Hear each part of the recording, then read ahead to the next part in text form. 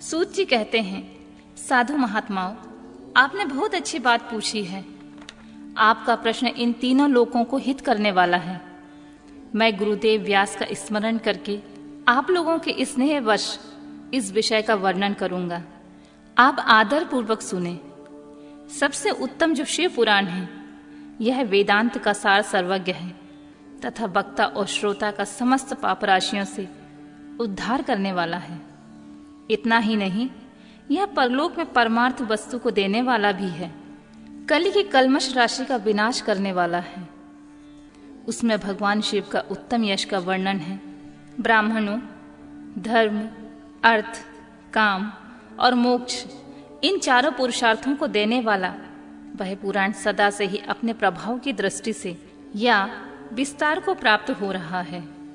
उस सर्वोत्तम शिव पुराण के अध्ययन मात्र से वे कलयुग के पाप सक्त जीव श्रेष्ठम गति को प्राप्त हो जाएंगे। कलयुग के महान उत्पात तभी तक जगत में निर्भय होकर विचरेंगे जब तक यहाँ शिव पुराण का उदय नहीं होगा। इसे वेद के तुल्य माना गया है। इस वेद कल्प पुराण का पहले भगवान शिव ने ही प्रणयन किया था।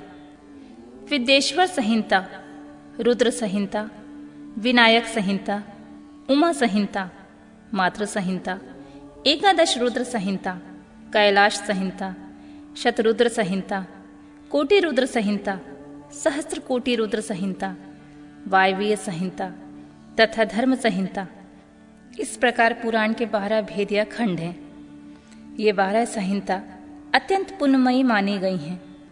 ब्राह्मणों, अब मैं उनके श्लोक की संख्या बता रहा हूँ। आप लोग यह आदरपूर्वक सुने। विदेश्वर संहिता में 10,000 श्लोक हैं। रुद्र संहिता, विनायक संहिता, उमा संहिता और मातृ संहिता, इनमें प्रत्येक में 8-8 हजार श्लोक हैं। ब्राह्मणों, एकादश रुद्र संहिता में 13,000, कैलाश संहिता में 6,000, शतरुद्र संहिता में 3,000, कोटि रुद्र संहिता में 9,000, सहस्त्र कोटि संहिता में 11,000, वायवीय संहिता में 4,000 और धर्म संहिता में 12,000 श्लोक हैं। इस प्रकार मूल शिव पुराण की श्लोक संख्या 1,00,000 है, परंतु व्यास जी ने उसे 24,000 श्लोकों में संक्षिप्त कर दिया है। पुराणों की क्रम संख्या के विचार से इस शिव पुराण का चौथा स्थान है। इनमें 7 संहिताएं हैं। पूर्व काल में भगवान शिव ने श्लोक संख्या की दृष्टि से 100 करोड़ श्लोकों का एक ही पुराण ग्रंथ ग्रथित किया था। सृष्टि के आदि से निर्मित हुआ वह पुराण साहित्य अत्यंत विस्तृत था। फिर द्वापर आदि युगों में व्यास आदि महर्षियों ने जब पुराण का 18 भागों में विभाजित कर दिया, उस समय संपूर्ण पुराण का संक्षिप्त स्वरूप केवल 4 लाख श्लोकों में ही रह गया। उस समय उन्होंने शिव पुराण का 24,000 श्लोक में प्रतिपादन किया। यही उसके श्लोकों की संख्या है। यह वेद तुल्य पुराण 7 संहिताओं में बटा हुआ है।